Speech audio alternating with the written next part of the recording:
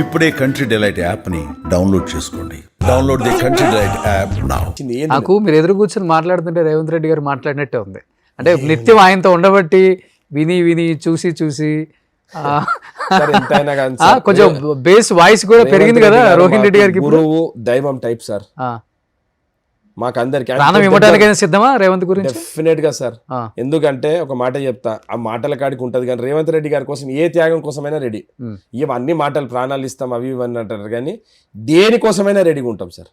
ఎందుకనంటే ఆయన మాకిచ్చే ఆ ప్రేమ అభిమానాలు ఎట్లయితే ఉంటాయో డెఫినెట్గా మాకు కూడా ఆ గ్రాటిట్యూడ్ అనేది ఆయన మీద ఉంది. ఒక ముఖ్యమంత్రి స్థాయిగా ఉండి ఇవాళ రేపు ఒక చిన్న పదవి వస్తేనే పట్టించుకోరు. ఒక ముఖ్యమంత్రి అయితే కూడా ఎంబడి అందరిని ఎంబడి పెట్టుకున్నాడు అంటే గొప్ప విషయమా కాదా? ఎప్పుడు ఆయనతోనే మాట చెప్తా సార్.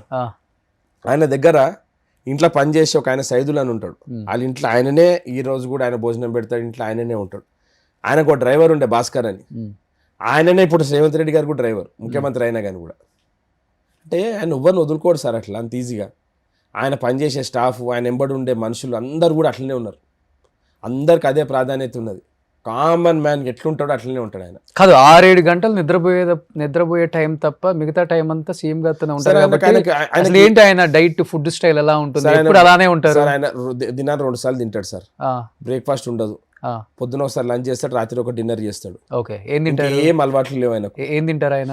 ఏముంటే అదే తింటాడు సార్. ఆయనకి ఢిల్లీ, ఇప్పుడు మీరు ఢిల్లీ వెళ్తారు, ఆయనతోనే ఉంటారు. ఇక్కడంటే ఓకే ఏం సార్ రొటీన్ ఉంటది ఆయనకు ఫుడ్. రైస్ తింటారు, చపాతీ తింటాడు, అది కూడా లిమిటెడ్ గా తింటాడు. అడ్డగోలుగా ఆయనకి వేరే అలవాట్లు ఏమి లేవు. మందు, సిగరెట్ అసలు దాని జోలికి పోలేదు ఆయన జీవితాన్ని ఇంతవరకు. ఛాయలు మాత్రం తాగుతాడు, పొద్దున్న సాయంత్రం వరకు 10 సార్లు ఛాయలు తాగుతాడు. అది కూడా హాఫ్ కప్ ఛాయలు తాగుతాడు. ఓకే, ఛాయలు తాగుతాడు. తర్వాత ఇది 2 పూటలే తింటాడు. ఇంకా వేరే అలవాట్లు ఏం లేవు సార్ ఆయనకు.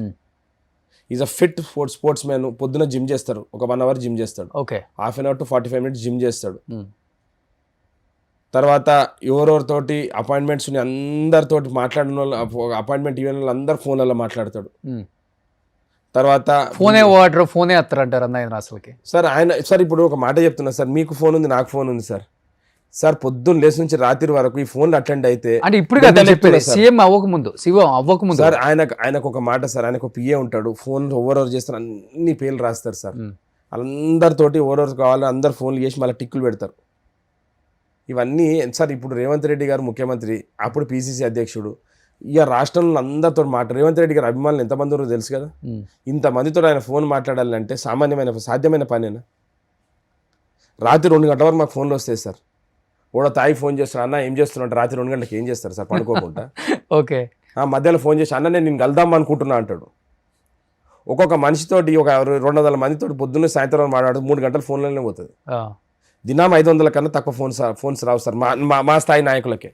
ఇంకా ముఖ్యమంత్రి గారికి అయితే ఇక ఫోన్ మోగుతూనే ఉంటుంది. అది ఎంతమందిని అటెండ్ అవుతాడు ఆయన ఫోన్లలో.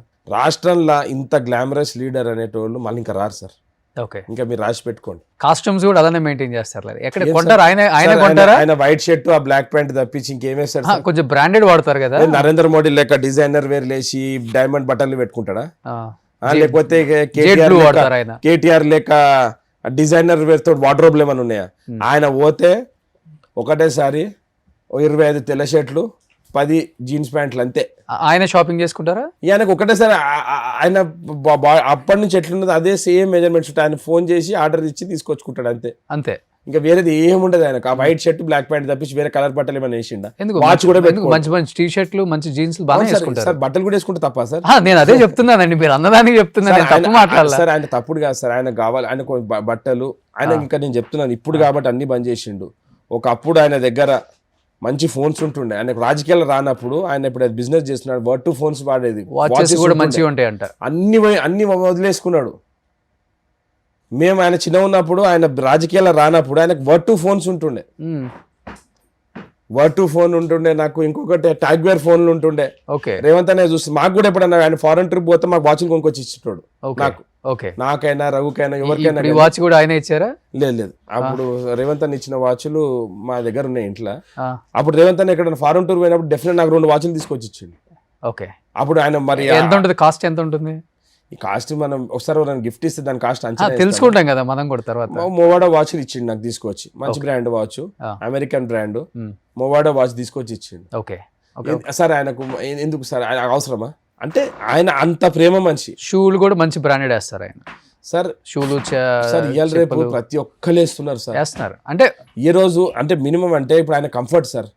ఇప్పుడు ఆయన ఎక్కువ పని చేయాలనుకుంటే కంఫర్ట్. ఇప్పుడు మనం ఒక మాట చెప్తాం సార్, మనము కింద వండుకుంటే ఒక తీరు ఉంటుంది శాపం మీద, నవారు మంచం మీద వండుకుంటే ఇంకోటి ఉంటుంది, కొంచెం మంచి బెడ్ మీద వండుకుంటే కొంచెం సౌకర్యం ఎక్కువ ఉంటుంది, ఎక్కువ పని చేయగలుగుతారు. అదే రేట్ని బట్టే కంఫర్ట్ ఉంటుంది షూ కూడా. సార్ కంఫర్ట్ రేట్ ఎందుకు పెడతారంటే కంఫర్ట్ ఉంటుంది, కంఫర్ట్ అంతే సార్. ఇక షూజులు, బెల్ట్లు, బట్టలు కూడా మనం లెక్కేస్తాం ముఖ్యమంత్రి స్థాయిలో.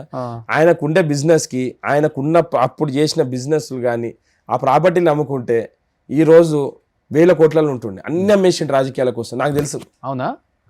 నేను తీసుకుపోయి సాగోర్కన్నా ఇవాళ నాయకులు పెద్ద పెద్ద మాటలు మాట్లాడుతున్నారు, రేవంత్ రెడ్డి గారు ఇది చేస్తున్నారు అది చేస్తున్నారు అంటే వీళ్ళందరినీ తీసుకుపోయి చూపిస్తా అంటే వీళ్ళు నాయకులు కానప్పుడు, వీళ్ళ నాయన తెలంగాణ పార్టీ పెట్టనప్పుడు రేవంత్ రెడ్డి గారు వాళ్ళ కేసీఆర్ గారు సాయం చేసిండా లేదా? ఆ రోజు రేవంత్ రెడ్డి గారు రియల్ ఎస్టేట్ చేస్తుండే, ఆయనకు బిజినెస్ ఉంటుండే.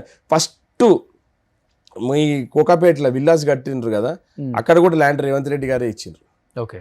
రేవంత్ రెడ్డి గారు ఇక్కడ బిజినెస్ చేసి ఆ రోజు రియల్ ఎస్టేట్ బిజినెస్ చేసుకుంటా వచ్చిన డబ్బులు రాజకీయాలకు పెట్టి, రాజకీయాలకు వచ్చినాక మొత్తం డబ్బులు ల్యాండ్ అన్ని అమ్మేసిండు. ఓకే సార్ 10 సంవత్సరాలు అది ప్రతిపక్షంలో ఉన్నాము. ఎంత కష్టంగా ఉంటే కేసీఆర్ లాంటి వ్యక్తితో పోరాడగలుగుతాడు సార్. అది కూడా జాతీయ పార్టీ బీజేపీ టీఆర్ఎస్ కొట్లాడి అందరినీ సాటిస్ఫై చేయాలి ఇక్కడ. అందరినీ ఇంతమందిని నాయకులను తయారు చేసిండు, ఇంతమంది లీడర్లను చైర్మన్లు చేసిండు, ఇంతమంది లీడర్లను జిల్లా పార్టీ అధ్యక్షుడు చేసిండు. ఒక్క మనిషే కదా, ఒక వ్యవస్థ నుంచే కదా. ఇవాళ రేవంత్ రెడ్డి గారు నాయకుల కన్నా ఎక్కువ ప్రజల మనిషి. సో ప్రజలందరూ కూడా ఆయనతోటే ఉన్నారు. కాబట్టి రేవంత్ రెడ్డి గారు ఇంకొక 10-15 ఏళ్ళ వరకు ఇదే రాష్ట్రానికి ముఖ్యమంత్రి లేకుంటాడు, రాష్ట్రాన్ని అద్భుతంగా తయారు చేస్తాడు. ఇది నాకు పూర్తి నమ్మకం, విశ్వాసం ఉంది. ఎందుకంటే నేను ఆయన చాలా దగ్గరగా ఆయన ఫాలో చేస్తున్నాను కాబట్టి ఆయన విజన్ నాకు తెలుసు. రేవంత్ రెడ్డి గారు అనేటోరు ఈ రాష్ట్రాన్ని ఏం చేయగలుగుతాడు అనేది ప్రజలకు తెలుసు. మీరు నెక్స్ట్ ఒక 6 months తర్వాత మీకు కనిపిస్తుంటుంది రేవంత్ రెడ్డి గారి విజన్ ఏందనేది.